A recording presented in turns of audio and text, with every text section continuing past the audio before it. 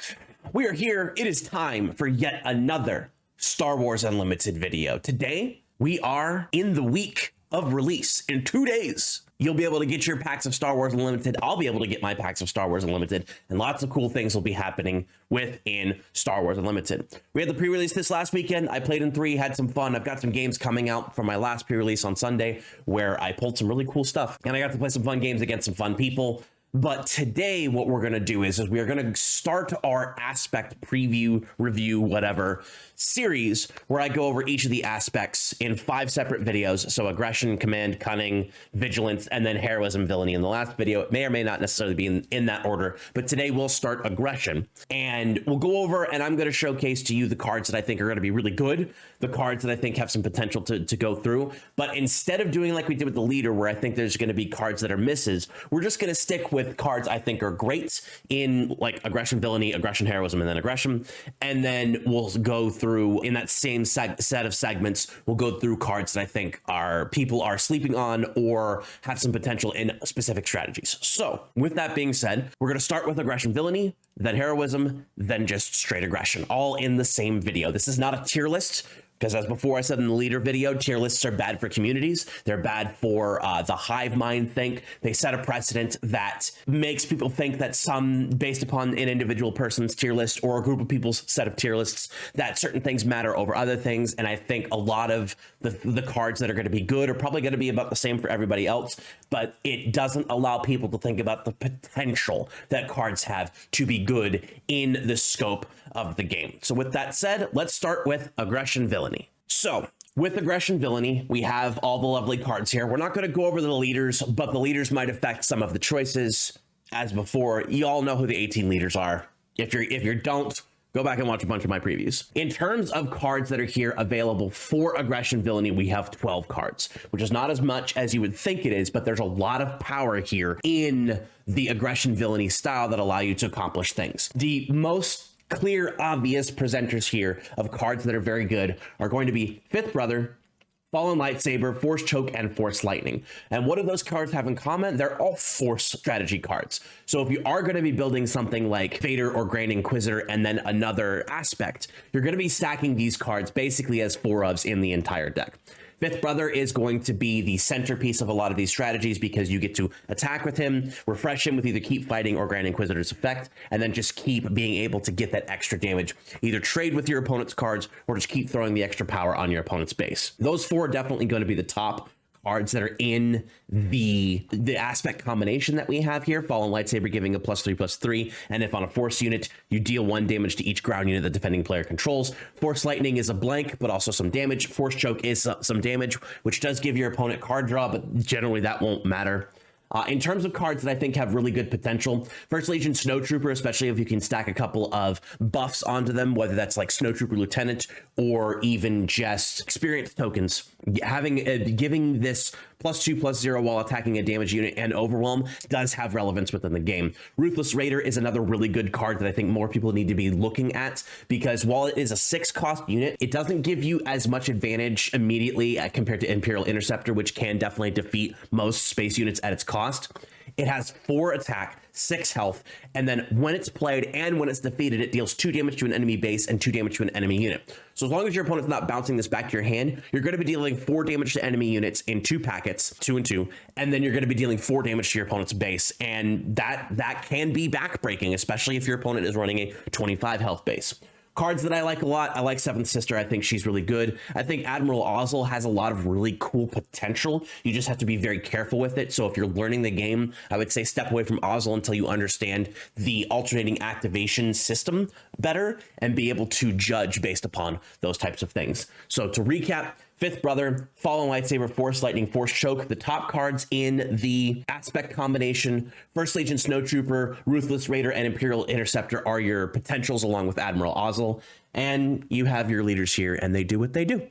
Next, we have Aggression Heroism, the premier, low to the ground, blow up your opponent's face with units just smashing into them type gameplay, and there are a lot of good cards here. There are 13 cards total here for Aggression Heroism. Only 2 leaders though, and that's okay. In terms of the top cards that you're going to be seeing pretty much in every game when it comes to playing Aggression Heroism, there's only 3: Green Squadron A-Wing, Red 3, and Fighters for Freedom. Green Squadron A-Wing and Red 3 are the premier Aggression Heroism space package. You're going to float wing leaders in with this as well, because it does cover the heroism aspect of it, and since all of these are rebels, you'll be able to use them very well. And then Fighters for Freedom, especially if you're going into a mostly aggression strategy, is going to be really good, not just because it has Saboteur, but because whenever you play an aggression card, you poke your opponent's base for that 1 damage. Sabine Wren and K2SO are 2 other really good cards that are in here, but not necessarily mandatory for Aggression Heroism lists, same as Guerrilla Attack Pod, but those are going to be your top cards that you're going to be playing. In terms of potentials,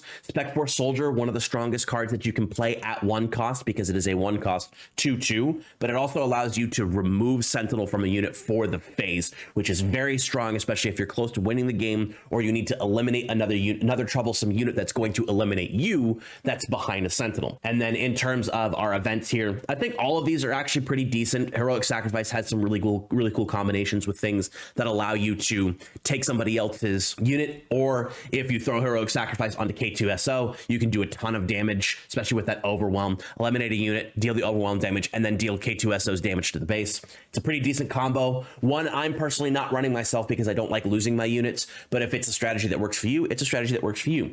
Guerrilla Attack Pod, very good card. I don't think this is underrated, but it's not something that I would say absolutely mandatorily has to be run in every Aggression Heroism list. For a Cause I Believe In provides its own separate strategy, which does not mix with a strategy we'll see in the next section of the video, but it's still a very good card because it does allow you to deal that, if you have all heroism in your deck, deal that 4 damage and then stack your deck in a way that if you really want, you can. Otherwise, you can just pitch all the cards and go from there. Those are definitely these 3 cards you're going to see in every heroism aggression deck. And then you probably shouldn't even say that. Red 3 and Green Squadron A-Wing are 2 cards you're going to see in every single aggression heroism deck, because it's a space package, and space packages are difficult to deal with at this point. And they're just very good, giving every one of your heroism units raid. Having Green Squadron A-Wing also have raid on it. It doesn't mean that you're going to be able to trade effectively, but you are going to be able to put pressure on your opponent's bases, especially if you're playing Twin Suns, by doing things like that. So, and that is Aggression Heroism. Last, we have Aggression Agnostic, including 3 cards that are double aggression. Just quickly going over these, I think double aggression is actually a very playable command, quote unquote, card if you're familiar with the terms in Magic the Gathering. Otherwise, it's just a good aspect identifier for the deck. But as it stands right now, I don't think that double aggression is going to be a very viable strategy, but if it is, Rallying Cry is also quite good.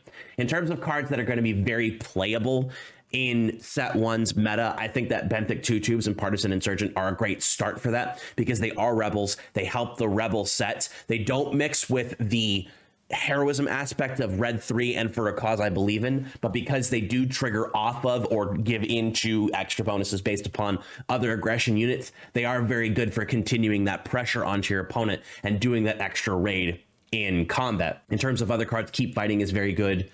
I didn't think so originally, and I still think there's a threshold that's required for Keep Fighting to be good. Especially the threshold effectively is if your opponent is quick to take the initiative. I think Keep Fighting is very good. If your opponent is doing that small things so that way they can try to maybe force you to make more moves before they take the initiative, or are able to stay ahead of you in terms of the moves that they can make, I think Keep Fighting is not as good as just taking the initiative, but it is a good card in decks that can use it.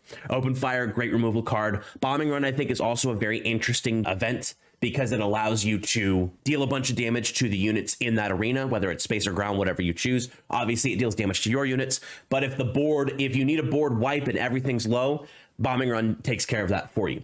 So top cards, I would say Benthic 2/2s, Partisan Insurgent, and Open Fire. Cards with very high potential: Wolf, Disabling Fang Fighter, Keep Fighting, and Bombing Run. And in Wolf here specifically, if you know you're going up against a deck that does a lot of healing, so effectively most Vigilance decks, Wolf is probably going to be the card that comes out of your sideboard into your main deck in exchange for one of your 2 costs. So that way your opponent can't just keep healing with things like Restore, with things like Repair, with things like Iden. Wolf is not the anti-Iden tech because Iden's heals are not significant unless she drops. But if she drops and you Wolf, then the Iden player is in trouble because the thing that they were hoping for, to be able to wipe out the board with Overwhelming Barrage or with Super Laser Technician, is going to get immediately negated by Wolf. So saving your Wolves for critical turns that you know your opponent is prepared to do big heals, that'll be the gameplay for that. Disabling Fang Fighter, it's a ship. Ships are good.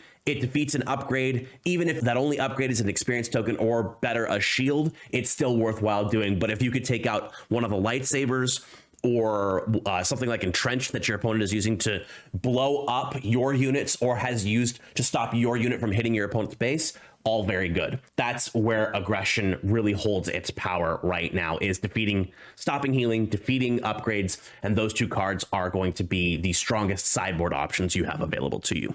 And those are the cards that I think are going to be either good or cards that people should definitely be looking at when it comes to aggression. Aggression likes to attack face as the heroism aspect or control the board as the villainy aspect. But ultimately, aggression is about attacks, either getting big attacks or getting more attacks. And realistically, that fits my little aggro heart, as I love playing hit your opponent's face in games, and that's my style of gameplay. So my first deck that I actually have fully officially built is technically Sabine Command, but whichever aspect you pair with your aggression, whether that's either double aggression or command or cunning or vigilance, you're going to get a lot of value out of being able to throw units down and attack your opponent with them. And even aggression into another aspected leader is going to be able to give those leaders either the units to be able to maintain board presence or the ability to clear out your opponent's units while not really necessarily sacrificing either too much of your own or being willing to sacrifice stuff of your own. I hope you all enjoyed this aggression recap. It's obviously not a tier list, and it's only covering the cards that I think are necessarily going to be good or necessarily going to be worthwhile at looking at. But hopefully this information gives you more information to go on when you build your constructed decks, or even potentially things that you might be looking at for sealed and draft in future events. So thank you very much for joining me, everybody. I appreciate each and every one of you. Remember to like and comment on the video, subscribe to the channel, follow me on everything at RybackStun. I don't know what the next aspect review is going to be, but it'll be next week, Wednesday. So I look forward to seeing you all then. Otherwise, I should have pre-release footage, should have box openings once the set finally drops on Friday, and other things that might be coming by. So I'm thinking about doing a couple of the boxes on a YouTube video and the rest of the boxes on my Twitch. So look out on information for social medias or my Twitch itself, twitch.tv/RybackStun, twitter.com/RybackStun. So that way you can join me in celebration of Star Wars Unlimited on Friday, March 8th. Otherwise, with that, I will see you in the stars.